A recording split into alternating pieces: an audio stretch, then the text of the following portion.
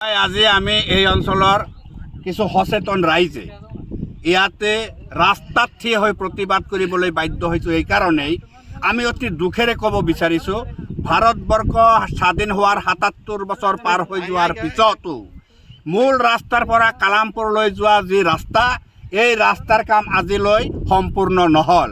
বাৰিষা অহাৰ লগে লগে এই অঞ্চলৰ নৈপৰীয়া ৰাইজ আৰু স্কুলৰ ছাত্ৰ ছাত্ৰীসকলে ক'বলৈ গ'লে 6 মাহৰ কাৰণে তেওঁলোকে একেবাৰে ঘৰত আবদ্ধ হৈ থাকিবলগীয়া হয়।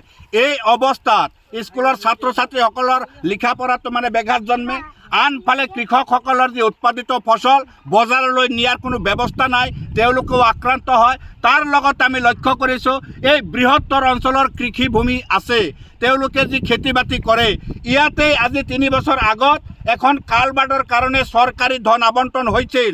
কিন্তু অতি পৰিতাপৰ বিষয়, আমি পঞ্চায়তৰ যিসকল প্ৰতিনিধি আৰু কৰ্মকৰ্তাসকলক নিৰ্বাচিত কৰিছোঁ, তেওঁলোক মানুহ মাৰা যন্ত্ৰ আমি বুজিব পৰা নাই। চৰকাৰে দিয়া আবণ্টিত ধন 25% টকা তুলি আত্মসাৎ কৰিছে। আমাৰ ৰাইজৰ পক্ষৰ পৰা যেতিয়া এইটো তদন্ত দাবী কৰা হৈছে, বিভাগীয় কৰ্তৃপক্ষই ইয়াতে আহি তদন্ত কৰি পঞ্চায়তৰ সচিবক নিৰ্দেশনা জাৰি কৰিছিল যে 15 দিনৰ ভিতৰত ইয়াতে কালভাৰ্টৰ কাম সম্পূৰ্ণ কৰিব লাগিব। কিন্তু দুখেৰে ক'ব বিচাৰিছোঁ যে সেয়াও যেন ফটকাৰ ফেন হৈ গুচি গ'ল। এই আজি 3 মাহ পাৰ হৈ যোৱাৰ পিছত পঞ্চায়ত কৰ্তৃপক্ষই কোনো ধৰণৰ উদ্যোগ ইয়াতে গ্ৰহণ কৰা নাই। তাৰ লগতে আমি লক্ষ্য কৰিছোঁ, এই কালভাৰ্ট যদি নহয়, সময়মতে পানী যদি নিষ্কাশন নহয়, বৃহত্তৰ অঞ্চলৰ কৃষকসকলে সময়মতে শালি ধান ৰুব নোৱাৰে, আক্ৰান্ত হয়। আৰু নৈপৰীয়া অঞ্চলৰ মানুহ এনেভাৱে আক্ৰান্ত হয়, যি সময়ত আমি দেখা পাওঁ বন বিভাগৰ জৰিয়তে আইনগতভাৱে জংঘলত বসবাস কৰা পশুসকলক যি ধৰণে নিৰাপত্তা দিয়ে, এই নৈপৰীয়া অঞ্চল আৰু কালামপুৰবাসী ৰাইজৰ ক্ষেত্ৰত সেই পশুৰ দৰেও কোনো নিৰাপত্তা চৰকাৰে দিব পৰা নাই। এই ক্ষেত্ৰত এই চৰকাৰ নামৰ যন্ত্ৰখন ব্যৰ্থ বুলি মই ক'ব বিচাৰিছোঁ আৰু লগতে আবেদন কৰিব বিচাৰিছোঁ, অতি সোনকালে ইয়াতে কালভাৰ্ট নিৰ্মাণ কৰক আৰু বাৰিষা অহাৰ লগে লগেই, বাৰিষা অহাৰ আগতেই এই ৰাস্তাৰ কাম কৰিব লাগিব। আৰু যদি সেয়া নহয়, আজি আমি ৰাস্তাত কেইজনমান মানুহ ইয়াত একত্ৰিত হৈছোঁ, আমি চৰকাৰক সকীয়াই দিছোঁ, এই কাম যদি নহয় তেতিয়াহ'লে বৃহত্তৰ অঞ্চলৰ সকলো ৰাইজক ঐক্যবদ্ধ কৰি ৰাজপথ অৱৰোধ কৰি বৃহত্তৰ গণতান্ত্ৰিক আন্দোলন গঢ়ি তুলিবলৈ আমি বাধ্য হ'ম।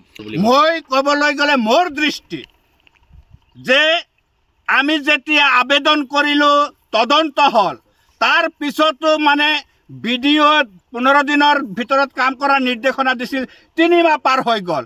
এই ক্ষেত্ৰত মই ভাবোঁ, যদি কাম নকৰে পঞ্চায়তৰ সচিব আৰু বিডিঅ' চাহাব, চৰকাৰী কৰ্মচাৰীসকলে এই দুৰ্নীতি কৰা মানুহসকলক নিৰাপত্তা দিয়াৰ দায়িত্ব পালন কৰিছে, ৰাইজৰ পক্ষত তেওঁলোক নাই। আৰু যদি কাম নকৰে, আমি তেওঁলোকৰ বিৰুদ্ধেও তেওঁলোকে চৰকাৰী চকীত বহি ৰাইজৰ বিৰোধিতা কৰাৰ অধিকাৰ তেওঁলোকে ক'ত পালে, এই অভিযোগৰ আঙুলি ৰাইজৰ পক্ষৰ পৰা তেওঁলোকৰ বিৰুদ্ধে আমি তুলিবলৈ বাধ্য হ'ম। হৈ গ'ল আমাৰ যিটো ৰাস্তা আছে কালামপুৰ সংযোগী টাপাজুলি মেইন ৰাস্তাটো আজিলৈকে সম্পূৰ্ণ কামখিনি হোৱা নাই। আৰু আজিৰ পৰা 3 বছৰ আগতে এইখিনি জেগাতে এটা কালভাৰ্ট চেংচন হৈছিলে, সেই কালভাৰ্টটো আজিলৈকে কমপ্লিট হোৱা নাই। আৰু তাৰে 25% টকা চৰকাৰে আবণ্টিত দিয়া ধনখিনি 25% টকা পঞ্চায়তৰ কৰ্তৃপক্ষই আত্মসাৎ কৰিছে। এইটো যিখিনি আমি জনাৰ পিছত আমি প্ৰতিবাদী কাৰ্যসূচী আৰম্ভ কৰিছিলোঁ। ইয়াৰ আগতো 2-3 বাৰ নিউজ কৰা হৈছে। তাৰে পিছত ভিডিঅ' নিজে আহি ইয়াতে তদন্ত কৰি 20 দিনৰ ভিতৰত এই কালভাৰ্টখিনিৰ কাম আৰম্ভ কৰাৰ কাৰণে নিৰ্দেশ দিছিলে। নিৰ্দেশ দিয়াৰ পিছতো অতি দুখেৰে আমি ক'ব বিচাৰিছোঁ যে আজি 3 মাহ প্ৰায় পাৰ হ'ব গৈ আছে, কিন্তু আজিলৈকে এই কালভাৰ্টৰ কামখিনি নতুনকৈ আৰম্ভ হোৱা নাই। গতিকে আৰু এটা কথা হৈছে যে এইটো ৰাস্তাৰে যাইখিনি টাপাজুলি যিটো LP স্কুল আছে, এই LP স্কুলৰ থেকে আদি কৰি আৰু আমাৰ কাদং হাইস্কুল, জনিয়া হাইস্কুল, বজাৰ, যিখিনি প্ৰত্যেকটো গ্ৰামৰ যিখিনি মানুহ থাকে, প্ৰত্যেকটো গাঁৱৰ যিখিনি মানুহ থাকে, কালামপুৰ টাপাজুলিৰ পৰা আৰম্ভ কৰি শহপুৰৰ প্ৰত্যেকজন মানুহে কিন্তু এই মেইন ৰাস্তা দি সদায় চলা ফিৰা কৰি থাকে।